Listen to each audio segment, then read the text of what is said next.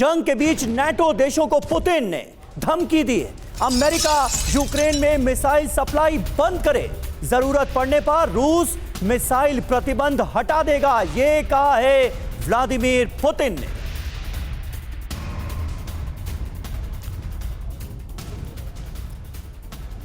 और देखिए, इसी बीच रूस ने नाटो से जंग की भविष्यवाणी भी कर दी है। रूसी रक्षा मंत्री आंद्रे बेलसोव ने कहा है कि अगले दशक में नाटो से जंग के लिए तैयार रहे। यूरोप में नाटो से होगी रूस की जंग, ये रूसी रक्षा मंत्री की तरफ से कहा गया।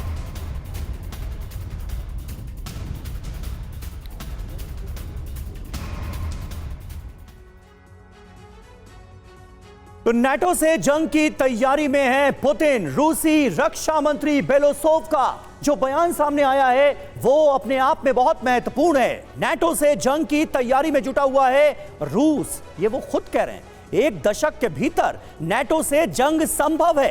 रूस हर हालात से निपटने के लिए तैयार है। यूरोप में 1 लाख से ज्यादा अमेरिकी सैनिकों की मौजूदगी।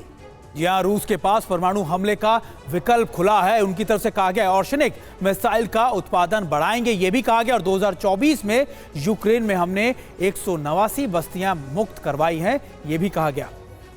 और देखिए, लगातार ये खबरें आ रही है लगातार कि रूस की जंग की तैयारियों में नाटो परेशान हो गया है। रूस ने यार सिस्टम के डिप्लॉयमेंट का जारी किया है वीडियो। रूस ने कई इलाकों में यास मोबाइल सिस्टम को किया है डिप्लॉय। और इंटरकॉन्टिनेंटल बैलिस्टिक मिसाइल है यास और थर्मोन्यूक्लियर आईसीबीएम लॉन्च करने में सक्षम है RS-24 यास मिसाइल।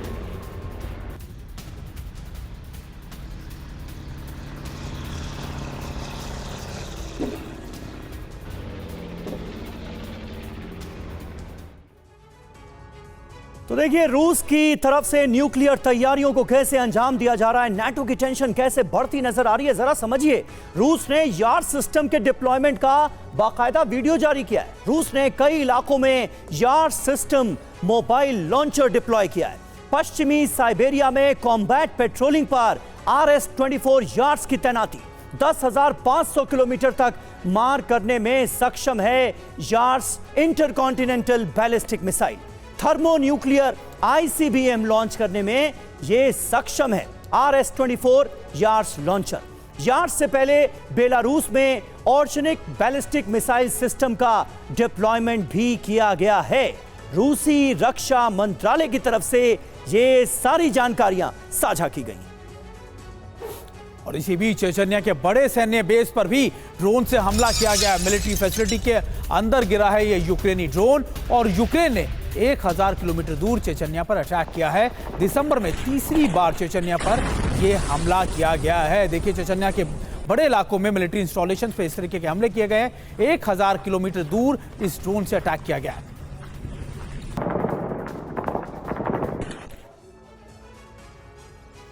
देखिए, ये डेवलपमेंट महत्वपूर्ण है। यूक्रेन का टारगेट फिलहाल चेचेनिया नजर आ रहा है। चेचेनिया पर यूक्रेन ने स्वॉर्म ड्रोन अटैक किया है।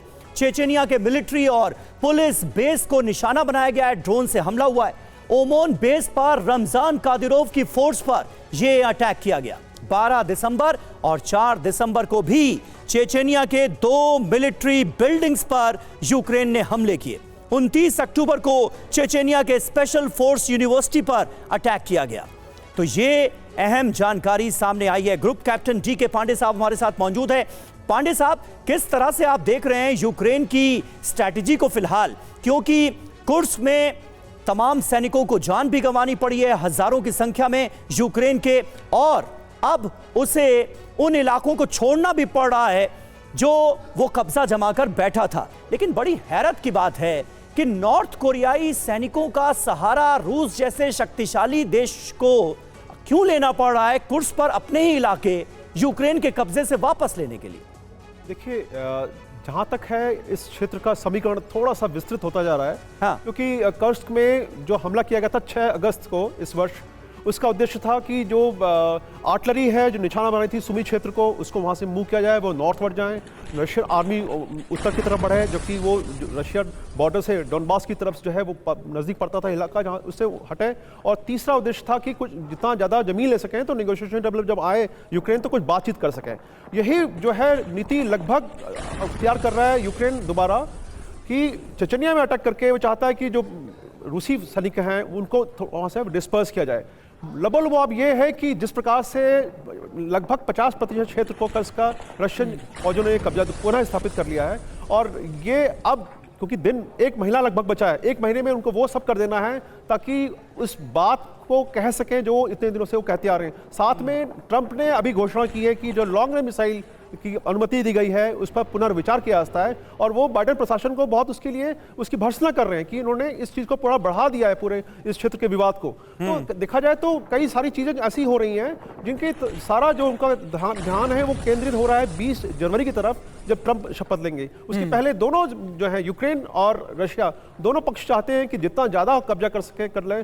सबसे ज़्यादा दिक्कत जो कक्ष में हो रही है 3 तरह की, जो लॉजिस्टिक सपोर्ट है, आर्मामेंट सपोर्ट है, वो जो है बहुत मुश्किल हो रहा है यूक्रेनी सेना का।